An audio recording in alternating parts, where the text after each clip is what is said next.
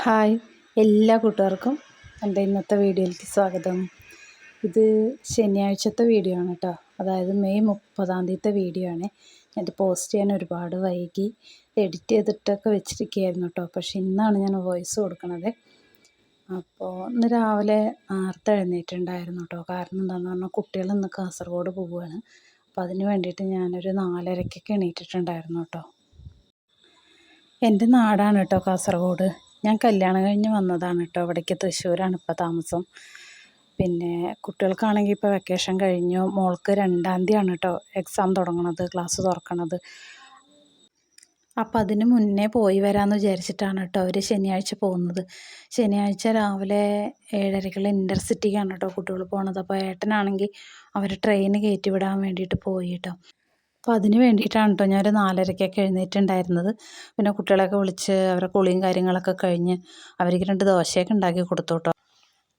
കാരണം പിന്നെ ട്രെയിനിൽ നിന്നൊന്നും വാങ്ങി കഴിക്കണ്ടല്ലോ. 12 മണിയൊക്കെ ആകുമ്പോഴേക്കും നീലേശ്വരത്ത് ഇറങ്ങും കേട്ടോ. അപ്പോൾ ഊണ് കഴിക്കാറാകുമ്പോഴേക്കും വീടെത്തി. അവിടെ സ്റ്റേഷനിൽ നിന്ന് നടന്നു പോകാനുള്ള ദൂരമേ ഉള്ളൂ കേട്ടോ. അത്ര അടുത്താണ് വീട്. പിന്നെ അവിടെ മന്നംപുറത്ത് കാവിൽ കലശമാണ് കേട്ടോ 30, 31. അപ്പോൾ കുട്ടികൾ ഇതുവരെ അതൊന്നും കണ്ടിട്ടില്ല. കാരണം ആ സ്കൂൾ തുറക്കുന്ന ടൈമിലാണ് കലശം വരിക. ജൂൺ ആദ്യമൊക്കെ ആയിട്ടാണ് വരിക കേട്ടോ. അതുകൊണ്ട് തന്നെ നമ്മൾക്കതൊന്നും പോകാനോ കാണാനോ ഇതുവരെ പറ്റിയിട്ടില്ല. അപ്പോൾ ഇത്തവണ മോൾക്ക് ഇപ്പോൾ കോളേജിലായതുകൊണ്ട് തന്നെ മോൾക്ക് 2-ാം തീയതി എക്സാം തുടങ്ങുകയുള്ളൂ. അപ്പോൾ 30, 31-ാം തീയതി ആയതുകൊണ്ട് വേഗം പോയി വരാമെന്ന് വിചാരിച്ചിട്ടാണ് കേട്ടോ അവർ പോയത്. 1-ാം തീയതി തന്നെ തിരിച്ചു വരും. അപ്പോൾ അവർ പോയതിന് ശേഷം ഞാൻ എൻ്റെ കുളിയും കാര്യങ്ങളൊക്കെ കഴിഞ്ഞ് ദോശയൊക്കെ ഉണ്ടാക്കി കഴിക്കലൊക്കെ കഴിഞ്ഞ് പിന്നെ ഞാനിന്നൊരു റെസിപ്പി നിങ്ങളുമായിട്ട് ഷെയർ ചെയ്യാമെന്ന് വിചാരിച്ചു കേട്ടോ. ഇത് കൈപ്പയ്ക്കയാണ് കേട്ടോ. കൈപ്പയ്ക്ക പാവയ്ക്കാന്നും പറഞ്ഞ് കേട്ടിട്ടുണ്ട്. പക്ഷെ ഞങ്ങളിതിനെ കൈപ്പയ്ക്കാന്ന് തന്നെയാണ് കേട്ടോ പറയാറ്. അപ്പോൾ എനിക്ക് തീരെ ഇഷ്ടമില്ലാത്ത പച്ചക്കറികളിൽ ഏറ്റവും ഇഷ്ടമില്ലാത്തൊരു സാധനം എന്താണെന്ന് വെച്ചാൽ കൈപ്പയ്ക്ക തന്നെയാണ് കേട്ടോ. കാരണം ഞാനത് ഉപ്പേരിയായാലും കൂട്ടാനിലിടാറില്ല. കാരണം പിന്നെ കുട്ടികളൊന്നും കഴിക്കില്ലല്ലോ, ഞാനും കഴിക്കില്ല. ഉപ്പേരി ഏട്ടന് മാത്രം വെക്കും കേട്ടോ. എനിക്കിഷ്ടമല്ല കേട്ടോ അത് കൈപ്പയ്ക്ക. പക്ഷെ ഞാൻ അച്ചാറിട്ടാൽ മാത്രം ഞാൻ കൈപ്പയ്ക്ക കഴിക്കും കേട്ടോ.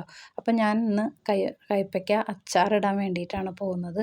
ഇപ്പം കൈപ്പയ്ക്ക നന്നായിട്ട് കഴുകിയതിന് ശേഷം ചെറിയതായിട്ട് അരിഞ്ഞെടുക്കുകയാണ് കേട്ടോ. പിന്നെ ഇതിലേക്ക് വെളുത്തുള്ളി ഇട്ടിട്ടാണ് കേട്ടോ ഉണ്ടാക്കണത്. അത്യാവശ്യം ഞാൻ വെളുത്തുള്ളി കുറച്ച് എടുത്തിട്ടുണ്ട്.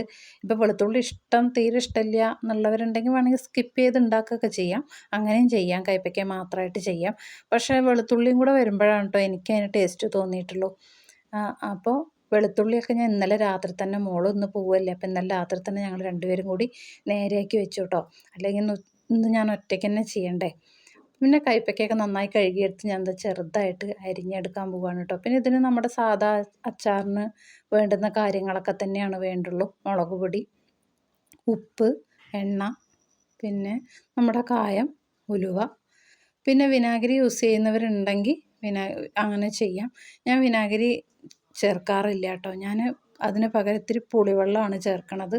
വിനാഗിരി ചേർക്കുന്നവരായ അത് തന്നെയാണ് അത് ചേർക്കാം കേട്ടോ, കുഴപ്പമില്ല. അച്ചാറിന് അതൊക്കെ തന്നെയാണല്ലോ ചേർക്കാറ്. പക്ഷെ എന്തോ ഞാൻ വിനാഗിരി അങ്ങനെ ചെയ്യാറില്ല.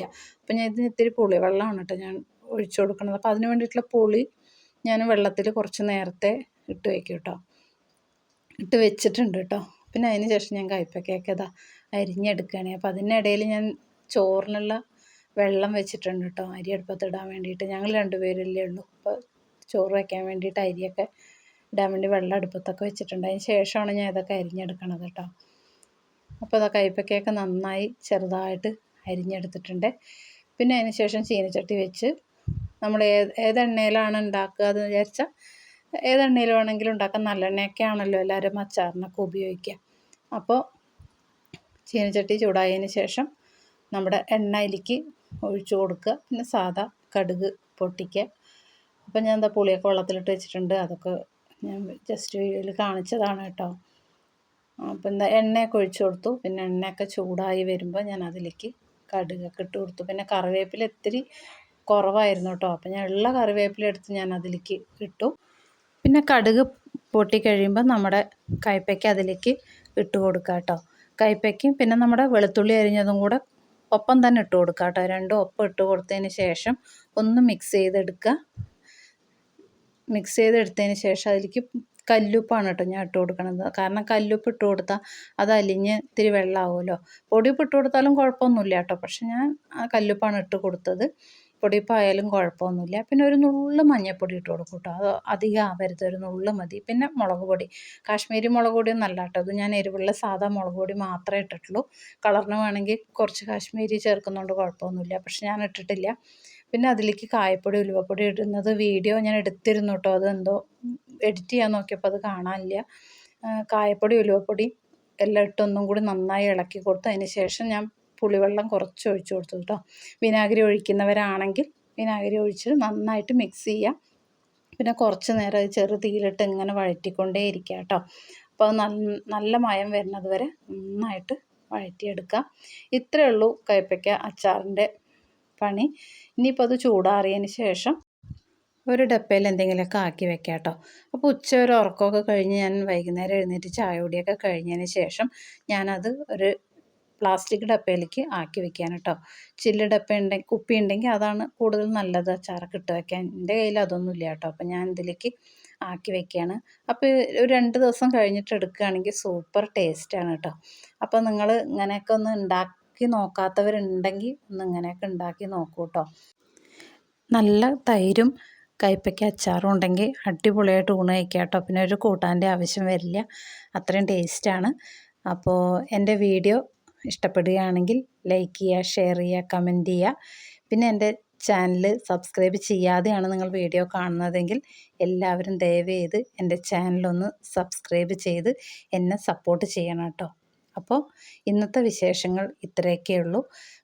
അപ്പോൾ ഇനി അടുത്ത വീഡിയോ ആയിട്ട് വീണ്ടും കാണാം കേട്ടോ.